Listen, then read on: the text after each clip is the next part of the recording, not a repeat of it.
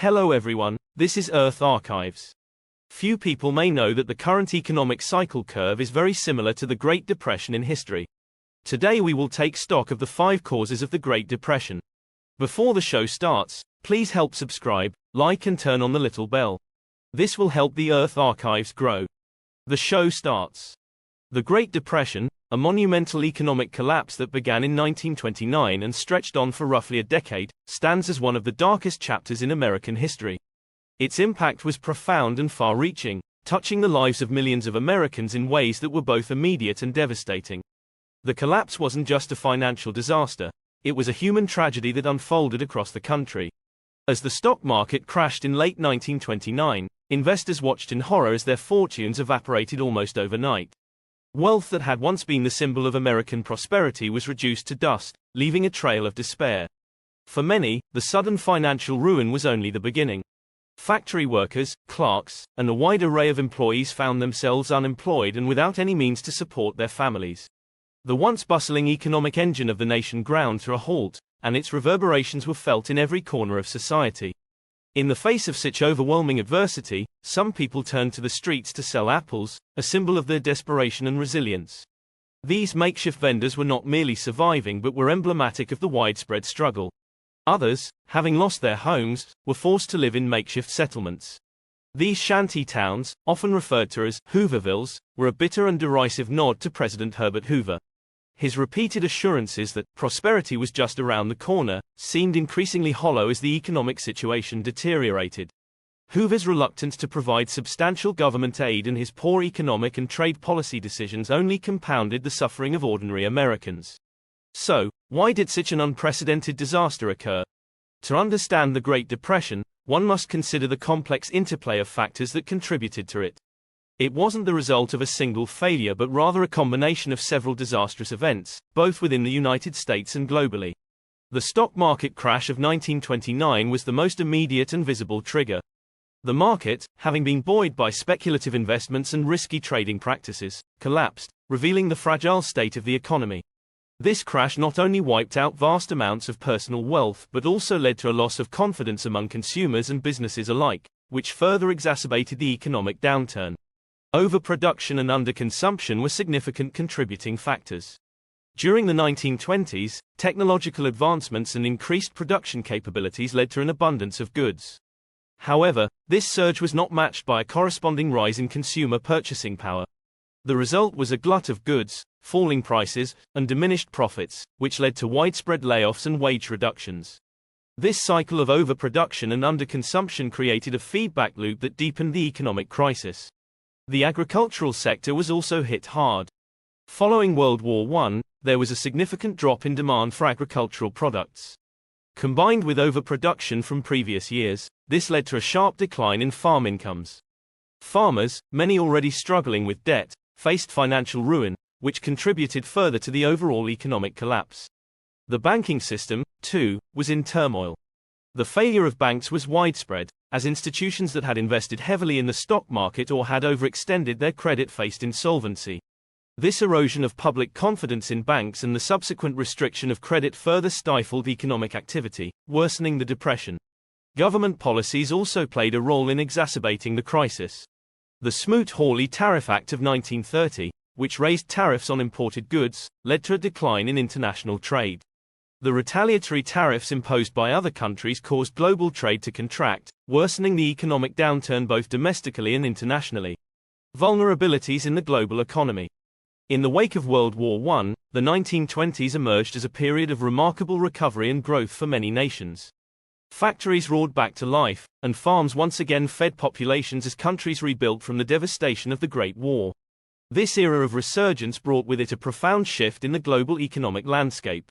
In the United States and beyond, the nature of economic activity began to evolve in ways that would eventually reveal critical vulnerabilities. The new economic engine was powered by consumer demand. Ordinary people, for the first time, began purchasing durable goods like automobiles and household appliances on a scale never before seen, often using credit to do so. This surge in consumer spending created an unprecedented boom for business owners and manufacturers. The newfound prosperity of the 1920s was built on a foundation of this burgeoning consumer culture. However, this shift was not without its risks. As Americans and people in other industrialized nations indulged in purchasing these goods, the economy grew increasingly reliant on the sustained confidence and spending power of ordinary consumers. This dependency made the economy particularly sensitive to any sudden changes in consumer sentiment. A downturn in confidence could lead to a rapid collapse in spending, and with it, a swift and severe economic impact. Simultaneously, the international economic landscape was becoming more competitive. Nations that ramped up production and exports in the post-war period found themselves in fierce competition. The global market was no longer a cooperative space where nations worked together to maintain stability. Instead, the war had eroded much of the international collaboration necessary to manage and regulate the global financial system effectively. Financial speculation. Ordinary Americans, swept up in the era's exuberance, were eager to invest in any scheme that promised fast returns. Con artists, ever astute to the prevailing economic frenzy, capitalized on this newfound gullibility. They peddled dubious ventures, from swampland in Florida that was barely worth its weight in mud to oil fields that didn't exist. Some even promoted the bizarre idea of buying Spanish mail coupons, claiming that these could be redeemed for U.S. stamps at a profit due to Spain's weaker currency. Such schemes, absurd on their face, nonetheless attracted a significant following, illustrating just how desperate and optimistic investors had become. But it was on Wall Street that the most perilous gambling occurred. The stock market became a playground for the bold and the reckless. Investors increasingly turned to buying stocks on margin, a high-stakes strategy where they put down as little as 10% of a stock's price and borrowed the rest, using the stock itself as collateral. This allowed them to leverage their investments and amplify their potential gains. Corporate stocks surged in value, and brokers enjoyed massive commissions as a result. This feverish speculation created a stock market bubble that, inevitably, was destined to burst. The event that marked the beginning of the end occurred on Black Monday, October 28, 1929. On that fateful day, the Dow Jones Industrial Average plummeted nearly 13%, a catastrophic drop that signaled the start of a period of severe market declines. Within a month, the Dow had lost almost half of its value, setting off a chain reaction of financial ruin. By 1932, at the height of the Great Depression, the damage was staggering. The value of the nation's public companies had evaporated, with the stock market losing a staggering 89% of its worth from its peak. Investors who had once basked in their gains found themselves financially devastated, their fortunes wiped out in the blink of an eye. Companies, grappling with the sudden collapse in stock prices, faced insurmountable difficulties in financing their operations and maintaining their workforce. Blunders by the Fed. During this period of exuberance, a significant number of people were duped by unscrupulous con artists. These swindlers capitalized on the widespread fervor for investment opportunities, selling everything from dubious Florida swampland to fictitious oil deposits. Some schemes were so outlandish they bordered on the absurd, such as the idea of purchasing Spanish mail coupons and exchanging them for U.S. stamps at a profit due to Spain's weaker currency. Despite their implausibility, these schemes attracted considerable interest from those eager to get rich quickly. Yet, the most perilous gambles were being made on Wall Street. Investors, driven by the optimism of the times, increasingly engaged in buying stocks on margin. This speculative practice allowed them to invest with borrowed money, putting down as little as 10% of the stock's price and using the stock itself as collateral. As corporate stocks surged, brokers reaped enormous commissions, and the stock market appeared to be an unstoppable engine of growth. But this speculative bubble was destined to burst.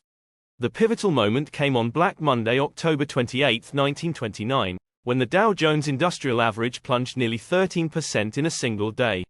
This dramatic drop was the beginning of a broader collapse that saw nearly half of the Dow's value evaporate within just 1 month. By 1932, the stock market had lost an astonishing 89% of its peak value. The financial devastation was widespread, many investors were financially ruined, and companies struggled to maintain their operations amid the financial wreckage. The gold standard. The era's affluence led to an explosion of speculative ventures, and not all of them were legitimate.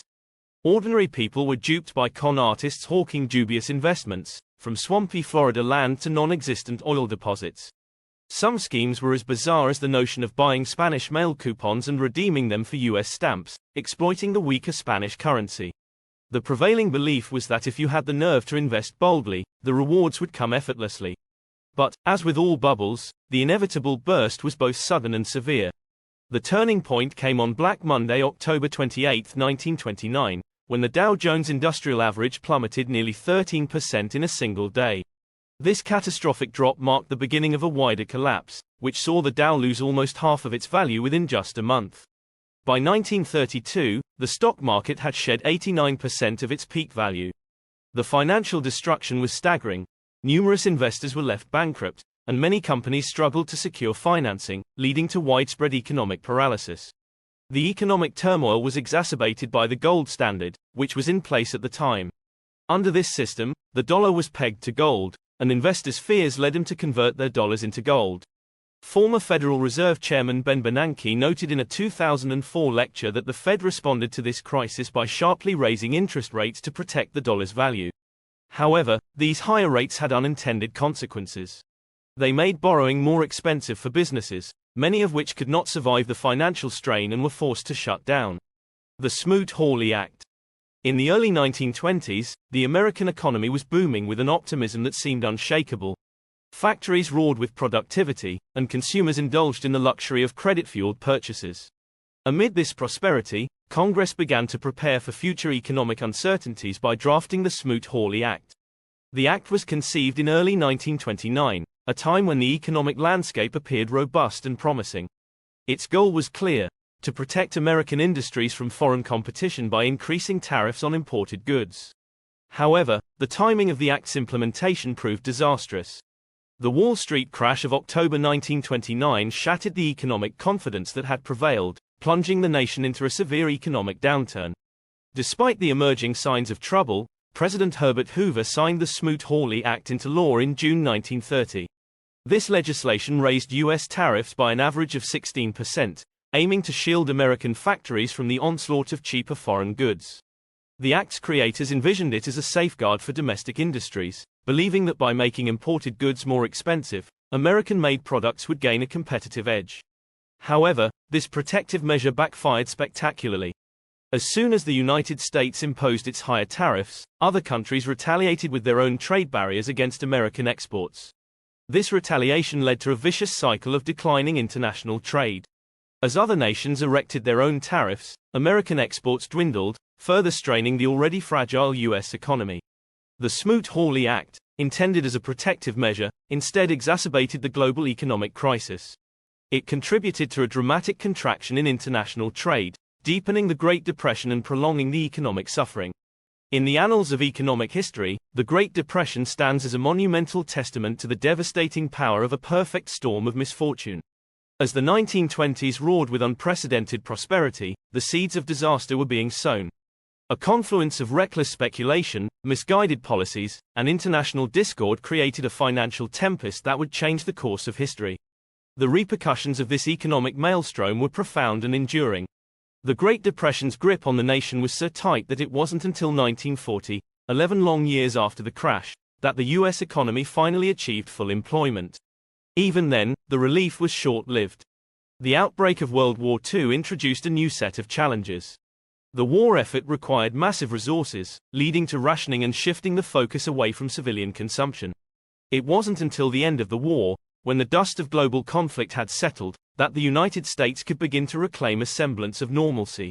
Emerging from the ashes of war as a global economic powerhouse, the nation's post-war boom would lay the foundation for its dominance in the coming decades.